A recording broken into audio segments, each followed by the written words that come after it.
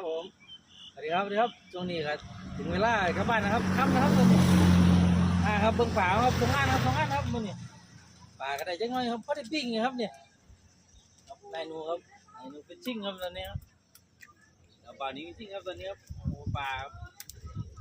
เฮ็ดกินไปตัวนึงครับน่ะป่าครับกองธรรมชาติครับนี่บ่ได้เสียเงินจักบาทครับนี่เงินจันหาตัวครับเฮ็ดกินไปตัวนึงครับเหลือ4ตัวครับน่ะไม่ไกล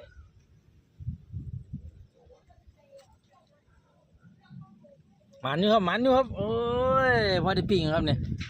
แก้วครับ โอเคบ่ครับผม ครับทีมงานวันนี้ฟิชชิ่งครับครับผมยอดครับยอดครับ